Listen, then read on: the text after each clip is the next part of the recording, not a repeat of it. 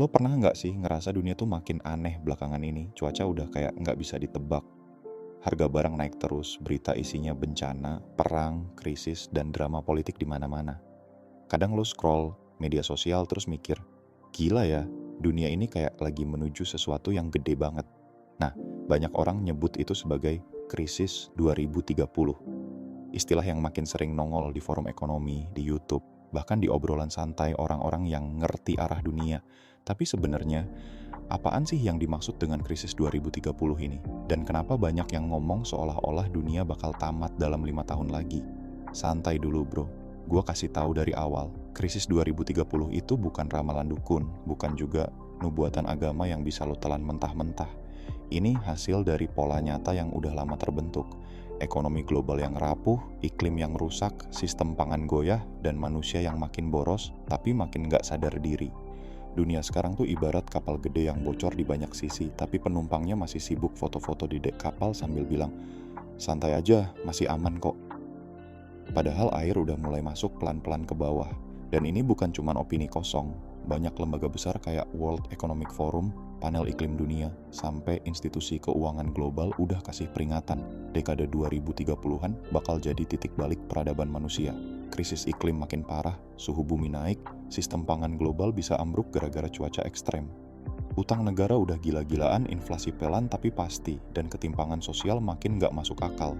Teknologi makin maju, tapi ironisnya malah bikin jutaan orang kehilangan kerja. Dan di tengah semua kekacauan itu, muncul satu pertanyaan penting.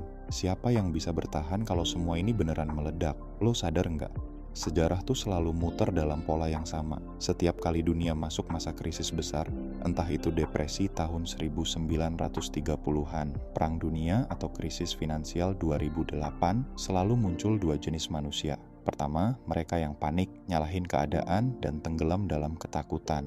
Kedua, mereka yang tenang, ngelihat peluang, dan beradaptasi. Dan percaya atau enggak, golongan kedua inilah yang selalu keluar sebagai pemenang.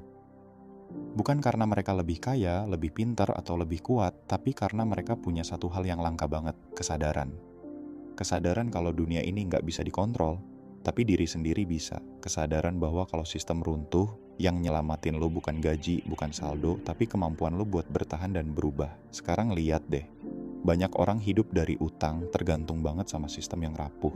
Mereka pikir gaji bulanan, investasi digital, atau PIN ATM itu tanda aman. Padahal kalau sistem goyah dikit aja, semua bisa lenyap dalam semalam. Sementara yang sadar, mereka pelan-pelan belajar hidup mandiri. Nabung logam mulia, punya kebun kecil, bangun jaringan sosial yang solid. Dan percaya deh, orang-orang kayak gini yang bakal paling lama bertahan. Kalau dari sisi keilmuan, krisis 2030 itu bukan satu kejadian tunggal. Ini kumpulan tekanan yang datang barengan. Ekonomi, ekologi, sosial, politik, semuanya numpuk, ibaratnya bumi lagi burnout. Sumber daya terkuras, populasi meledak, distribusi nggak adil, negara maju nyetak uang buat nutup utang, negara berkembang makin tergantung sama pinjaman luar negeri. Dan lo pikir semua itu bisa jalan terus? Enggak bro, semua ada batasnya. Dan setiap kali sistem nyentuh batas, alam bakal nyari keseimbangan baru lewat krisis. Nah, di tengah pusaran itu bakal muncul 7 golongan manusia yang bisa bertahan. Bukan karena mereka superhero, tapi karena cara pikir dan cara hidup mereka beda dari kebanyakan orang. Golongan pertama, orang yang sadar dan melek informasi. Mereka nggak gampang termakan isu, nggak panik cuma karena baca berita clickbait. Golongan kedua, orang yang punya skill nyata, bukan sekadar titel tapi bisa ngelakuin sesuatu yang bernilai. Entah itu nanem, benerin barang, coding, atau jualan. Pokoknya, mereka bisa nyiptain nilai walaupun sistem formal berhenti jalan. Golongan ketiga, mereka yang kuat mentalnya. Nggak gampang kebawa ketakutan, stabil secara emosi.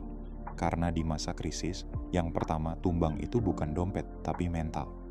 Golongan keempat, orang yang hidup sederhana. Nggak konsumtif, nggak butuh gaya hidup tinggi buat ngerasa cukup. Jadi pas harga barang naik gila-gilaan, hidup mereka tetap tenang. Golongan kelima, mereka yang punya komunitas kuat, bukan cuma temen nongkrong, tapi jaringan orang yang saling bantu dan jaga. Karena dalam dunia yang runtuh, individualisme tuh nggak ada gunanya. Golongan keenam, yang adaptif sama teknologi. Mereka ngerti kapan harus pakai, kapan harus lepas. nggak tergantung tapi juga nggak ketinggalan zaman. Dan golongan ketujuh, ini yang paling langka, mereka yang punya kesadaran spiritual dan moral tinggi, masih jujur, masih tenang, masih pegang nilai kemanusiaan. Karena di tengah dunia yang retak, cuman hati yang bersih yang bisa bikin manusia tetap manusia. Bayangin deh, kalau nanti 2030 beneran chaos, inflasi gila, pangan langka, energi mahal, dan jutaan pekerjaan hilang karena AI, siapa yang bakal panik duluan? Orang yang cuma ngandelin satu sumber penghasilan. Tapi 7 golongan tadi, mereka mungkin nggak nyaman, tapi tetap berdiri. Dan lo tahu apa yang paling keren? Konsep kayak gitu udah mulai ada di dunia nyata, disebut resilient community, komunitas tangguh. Intinya, makin lo tergantung sama sistem global, makin rapuh lo. Tapi makin lo bisa berdiri di kaki sendiri, makin kecil kemungkinan lo tumbang. Banyak ilmuwan juga bilang, krisis 2030 bukan akhir dunia, tapi awal fase baru peradaban manusia. Bumi lagi ngeriset sistemnya, dan cuman mereka yang bisa adaptasi yang bakal lanjut. Lo inget Darwin kan? Dia bilang, bukan yang paling kuat atau paling cerdas yang bertahan, tapi yang paling bisa menyesuaikan diri.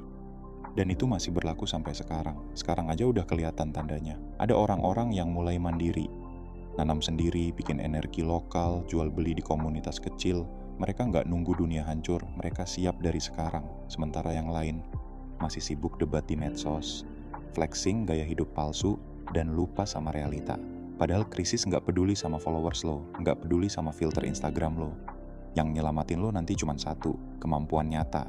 Dan lucunya, orang-orang yang sekarang dianggap biasa aja, kayak petani, tukang, teknisi, mereka justru bisa jadi penyelamat di masa depan. Tapi bro, ini bukan cuma soal bertahan hidup kayak film apokalips. Ini soal cara berpikir. Karena krisis bukan nyaring siapa yang kaya, tapi siapa yang punya karakter. Dan mungkin krisis 2030 nanti bakal jadi momen di mana manusia dipaksa ngaca bahwa semua yang kita anggap pasti, uang, teknologi, stabilitas, bisa hilang kapan aja.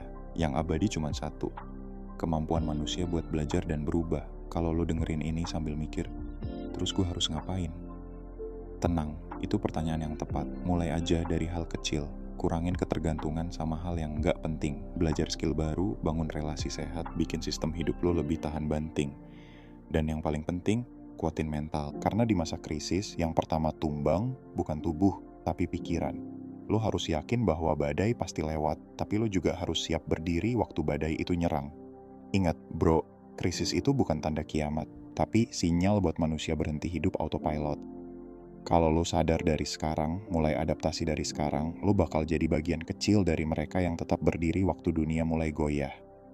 Dunia mungkin bakal gelap sebentar, tapi selama masih ada orang yang mau nyalain lilin kecil, harapan nggak akan pernah padam. Jadi siapin diri lo, kuatin jiwa lo, dan terus belajar jadi manusia yang tangguh. Karena masa depan bukan milik yang paling kuat, tapi yang paling siap menghadapi kenyataan. Dan kalau lo ngerasa insight kayak gini, penting bantu share, like, subscribe, biar makin banyak orang yang sadar dan gak cuma takut tanpa arah. Karena kalau kita semua siap, krisis apapun bukan akhir dunia, tapi awal buat dunia yang lebih bijak.